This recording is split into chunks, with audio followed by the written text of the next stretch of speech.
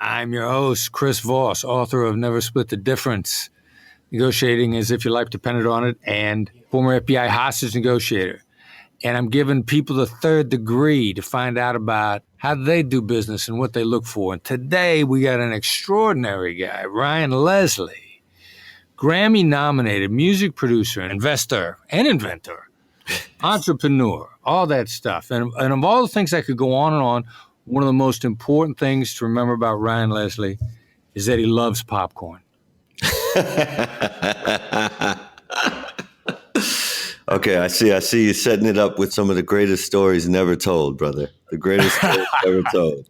Thank you, my friend. Thank you for being on. It's an honor and a privilege having you on. It's an honor myself, man. I remember back to our first roundtable discussion. We were out in Colorado, and that's a for a now LA guy like yourself and a real New Yorker like myself. I mean, I'm a New York transplant, but consider myself a New Yorker. The most novel of cities to actually find myself at a table at dinner with you for the first time. And shout out to our buddy Bart Yasso at Full Contact for facilitating that first meeting. But it's been great ever since. You know, huge fan of your work, huge fan of the videos. I've definitely sent them around to a lot of young folks that I've seen. There was a talk at Google that you did. There was another interview that you did with Lewis Howes, and they've become staples of anybody who comes through my organization and is looking to just learn better how to communicate, because that's what we're focused on. We're focused on success at the speed of communication at Superphone, which is my tech startup. But yeah, you wrote the book on it, literally. Well, all right. So everybody that's listening, here's the first great characteristic of people you want to do business with. Ryan is generous. That was a generous thing for him to say. This is the kind of guy you want to be associated with because he looks out for the people with him. He understands how he can help, and he's willing to do that. So thank you very much for all those kind words, Ryan. My pleasure, man, but well-deserved. Thank you. Thank you very much. And yeah, and some of the different angle that I want to approach this with also is because people should really know, like, what do you look for in a business partner? You know, people who are entrepreneurs, they're looking for investors from people like you. Mm-hmm. So let's talk about Bart. How'd you get connected with Bart? Yeah, so I actually spoke at the Next Web in Amsterdam, and Bart is one of those guys that really, he understands connectivity, understands connecting with people on a human level.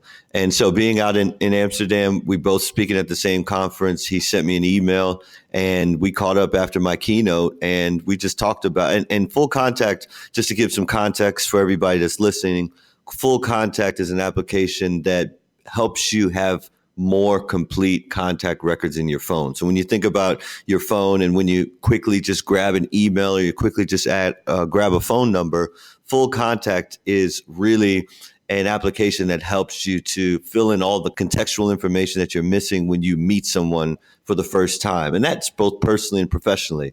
And so with what we do at Superphone, which is about the conversation level, Bart already knew that there was going to be some synergy and we would have a great conversation. I remember just being backstage and catching up with him. And when he made the introduction and the invitation to speak at his conference, I knew for sure that he's just a great guy, and I wanted to help, and I wanted to be able to share my story with the folks that were going to be in attendance at his conference. All right, so one of your first indicators is somebody you want to do business with, they strike you as just a decent person.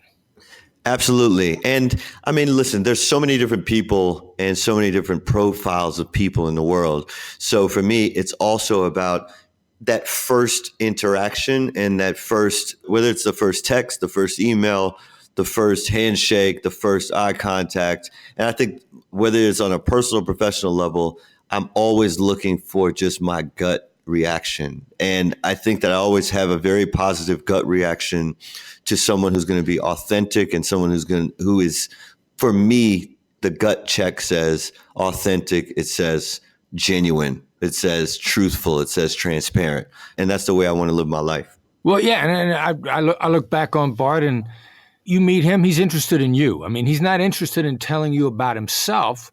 He's interested in you. Yes, he really, really is. And I think that's a great characteristic of anyone that's interested in forging a relationship. I mean, listen, there's more than 6 billion people in the world. They're saying by 2030, there'll be 8.4 billion people in the world. I just had a dinner the other night with the folks at Wikimedia, and that's one of the staggering facts that they shared with us. 8.4 billion people by 2030. And when you think about the scale of the people that are in the world and the people that you're actually going to meet, when someone has that genuine interest in who you are, what you're doing, the value that you want to give to the world, that immediately is a signal that this is someone that is going to be an invaluable resource in achieving whatever success you're looking to achieve. And listen, every single moment that we spend is an investment. And we want our investments to actually yield the highest returns for ourselves, for our loved ones, and for the greater good of human civilization, our species, our society. And so when you have that great first gut check reaction, not only does it save you time, and hopefully your gut is right, but not only does it save you time, but it helps you to focus and prioritize on those people who really care about what you're doing, because in some way, hopefully it aligns with the way that they also want to give to the world and service the world in the best way possible. All right, so you're talking about a higher purpose. You're talking about you're attracted to people who have a sense of purpose, whereas Steve Jobs would have said they're trying to make a dent in the universe in a good way. Absolutely. Right. Now, the other thing you said, which is interesting, that I think is instructive for the rest of us, is, hopefully your gut is right. I mean, you're willing to take a chance on people. If your gut is right, then you took a chance and it was good. And if it was wrong, it just made you smarter and you moved on. Is that fair? Yeah, that's fair. And it's important to internalize the learnings that you have when you deal with people. I mean, I think our most important daily human activity, besides the necessities, sleep, eating, having a shower, exercising, I think our most important daily human activity is communication. And we do it. We do it with our family. We do it with our friends. We do it with our colleagues. We do it personally. We do it romantically. We do it professionally. We communicate. And the conversations that we're having every single day are incredibly important because of the impact that they have on the impact that we will have on the world. And so I think that when you do learn, when you find that, hey, my gut was a little off, it's important to take a moment to think about what the disconnect or what the distance was between what you believed and what the reality actually is, and to recalibrate your gut so that you, can trust it, right? Because the more times that you are able to make promises to yourself and to keep those promises to yourself, the more that confidence is built. And you want to have confidence in your radar, that internal radar that all of us have that's built in to the way that we navigate through life. All right, so here's another impression I have of you. A friend of mine, Eric Barker, writes this great blog called Barking Up the Wrong Tree. And in a recent article, piece he wrote was talking about people having compassion for themselves, like not being too hard on themselves. Externally, I don't see that you get down on yourself for making mistakes. That's absolutely right. Listen, I'm a musician, I'm a producer, I work with a lot of artists, I've written songs for myself. And there are certain times in my life where I like to look back at different time periods and the great songs that were written in those time periods. And I was going down one of those journeys the other night and came across Jack and Diane by John Cougar Mellencamp. And the refrain of that song goes, "Oh yeah, life goes on long after the thrill of living is gone." And if you get down on yourself and you beat yourself up too much for mistakes that we're all going to make, right? And those mistakes are going to have various different consequences. For me, it's important when I look in the mirror to say, look, my mistakes are going to have consequences. I want to make sure that the consequences of those mistakes are more positive than they were detrimental. So instead of looking at what detriment, maybe we lost some money, maybe, we lost a relationship, we lost a friend, we lost a client, you lost a loved one, you lost a girlfriend, you lost whatever you lost by nature of that mistake, you lost some time. Instead of looking at the loss, look at what the actual gain, what the upside of that mistake could be, And as long as you have some learning that can actually keep you navigated, keep you focused, and keep you on the right track when you're faced with similar decisions in the future, then the upside of that mistake is actually greater than the loss that you may realize in the short term. And so I want to make sure that while I'm living, because we don't really have a choice, unless we have suicidal tendencies. And if you do, I'm very sensitive to that. And there are places that you can call. There are places that can give you help in that event. Aside from that, we really are on this planet until we expire naturally or we get into some accident or act of God. And so we need to make the most of these moments. And I want to have as much happiness and joy and passion and excitement and inspiration as possible. And so, yes, I do take the time to evaluate when I make mistakes. I do take the time to look around and mend any wrongs that may have resulted from those mistakes. But I also want to make sure that I have the highest level, like you said, of compassion for myself so that I'm always living, like I said, the most exciting, the most passionate, the most enriched life that I actually can live on a day-to-day basis. And I look at that one moment, 1 minute, 1 hour, 1 day, 1 week, 1 month, 1 year at a time. Right. All right. So where does all this come from? Because I've done a little bit of research on you since we met, and I don't know what I've seen is accurate about your parents, but my guess is your parents had a strong influence on who you are. They absolutely did and continue to do so. My parents are Salvation Army officers. They're second generation Salvation Army officers.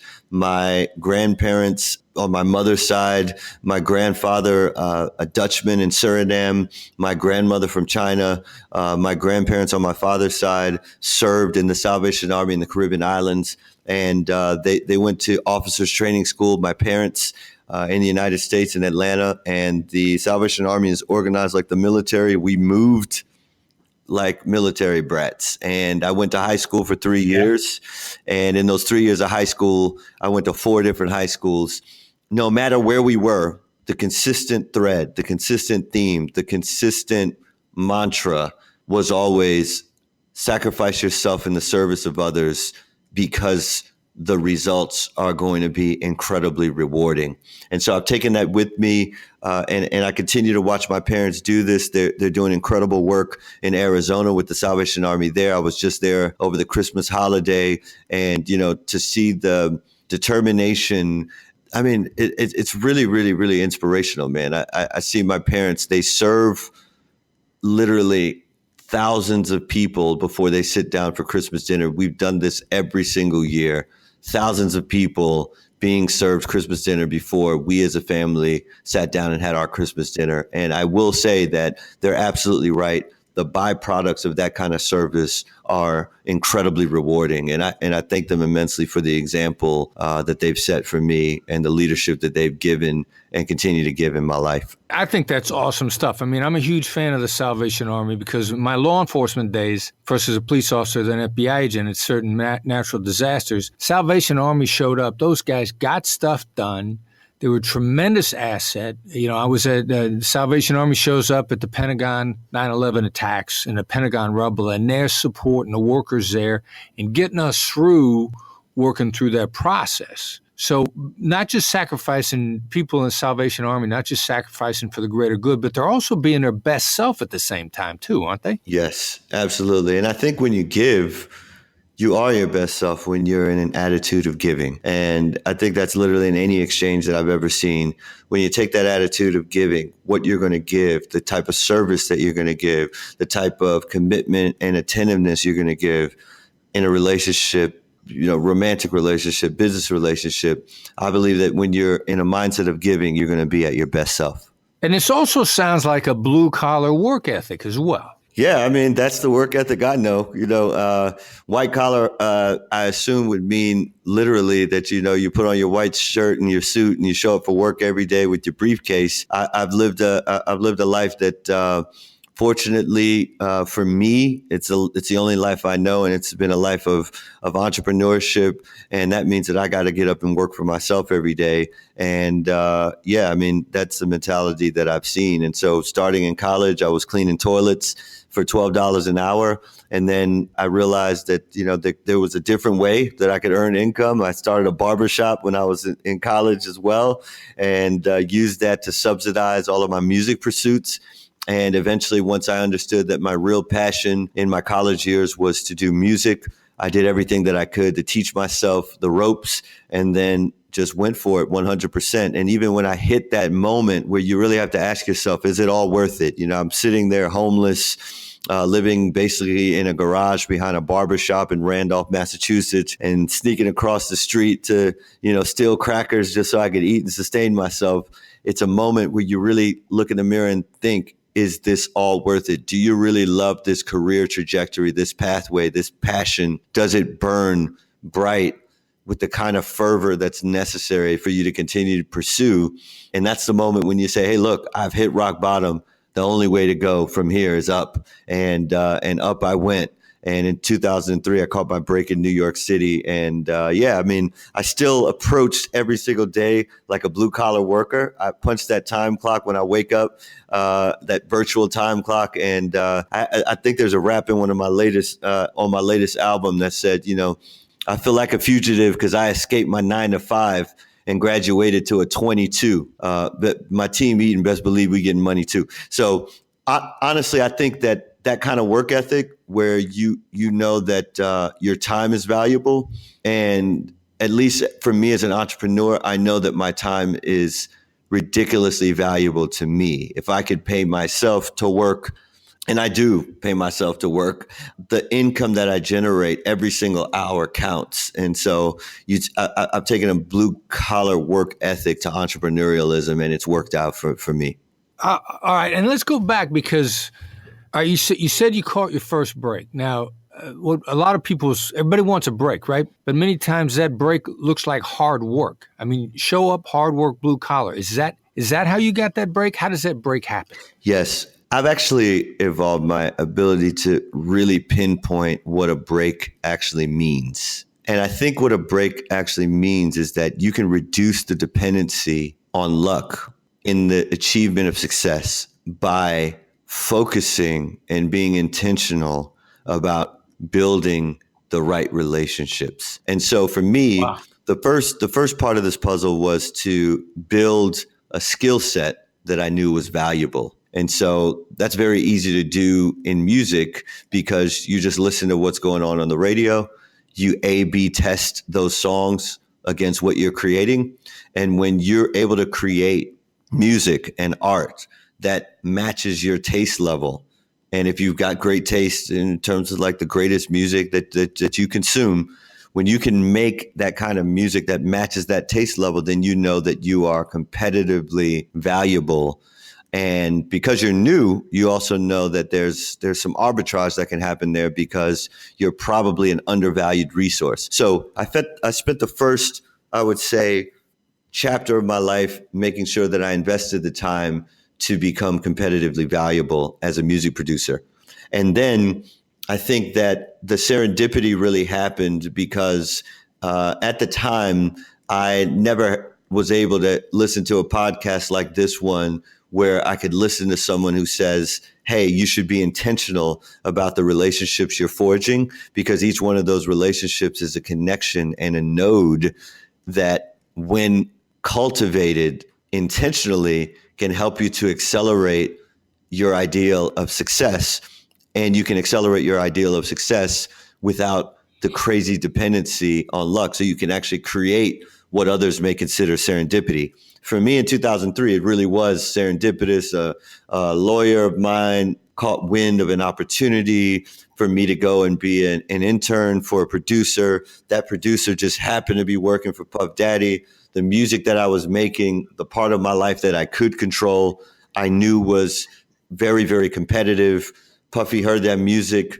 He knew on the spot that he wanted to participate in the up swing of my career, and he knew that he had a great deal of opportunity for the skill set and the musical proficiency and the production proficiency that I exhibited. And so that's really where the break happened.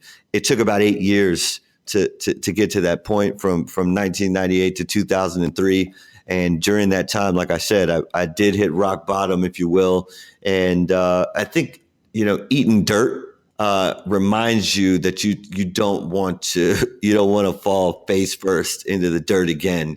And so that always stays in the back of my mind when I think about any new venture or any new adventure that I get into, is how do I take the collective learning of all of my mentors, all my advisors, all of the relationships that I built, so that I have the best fighting chance of getting a running start and accelerating the kind of success that I envision in any endeavor. I mean, some people eat dirt, they come out angry and vicious. You come out more determined. You come out smarter. Yes, absolutely. Absolutely. And, I think to the extent that you have a little anger and, you have some viciousness, that can actually be, I think it could be positively channeled. And like I said, I think the only way where any sort of vice can be positively channeled is that any element of life could likely be channeled in moderation. Right? Small doses of it. Yeah, exactly. So yeah, it's good to have some tenacity. It's good to have, it's good to be viciously passionate about success and about pulling yourself up by the bootstraps, if you will. But you're right. It needs to be tempered. And I think that having the right conversations, the right relationships, the right mentors, the right advisors, the right friends, the right confidants, the right family members to help you to temper that, because they care about you and they care about your well-being and they care about how your vibrations are going to affect the rest of the world. I think that you can actually achieve good even when you have those kinds of the strength that's embodied in those emotions. The analogy that struck me that we use a lot of times when we're teaching negotiation, and it's going to sound kind of funny, but we use it, one of the main reasons because it's memorable, is we always refer to the Starship Enterprise. Now, Starship Enterprise and all Star Trek movies, was looking to explore, go where no human has ever gone before, go out there and develop relationships. On the other hand, if you wanted to fight, the Starship Enterprise is more than willing, more than capable to fighting back and be as tough as somebody wanted to be, but always willing to go back to relationship building. So you're capable of fighting, but you'll make friends if somebody will give you a chance. Absolutely. And I think that an investment in a person is the greatest investment that you can make, as long as that person has the same innate and built-in desire to advance that I think we all have. When I look out at all the folks that I've met and I look at their progressions and their evolutions over the years, especially young people that I mentor through my internship program, and I look at the kind of adults and the kinds of careers into which they blossom, and I'm always, always, always so grateful that I had the opportunity to make an investment, not only for myself, because it's extremely rewarding to see folks take life by the horns and have the kind of success and achievement that they desire, but also for them, because it means that my investment in them was positive. And what I always require when I make those kinds of investments is, hey, look, some folks will say, Ryan, I appreciate the time, the teaching, the investment, the money, the experiences. How can I repay you? And I always say, look, the best way, and my requirement is always just pay it forward. Get to the point and the place in your life, and that could be your own kids, where you take all of that learning, everything that you understand now that you've been able to figure out about just everything that you've been able to figure out, and pass it on. And there are some consistencies, despite all of the innovations in technology, all of the speed at which we can transfer information. We are still fragile. We're human beings that have finite lives, and those finite lives, we all have the desire for those lives to be filled with the greatest, most enriching experiences. And so to the extent that you can inspire, to the extent that you can give, to the extent that you can serve, to the extent that you can teach, to the extent that you can support, those tenets of life have been passed on to me from my grandparents and my parents. And so anyone with whom I interact, I also want to make sure that that sentiment and that attitude is passed on to them through our interactions. Well, let the choir say amen. Amen.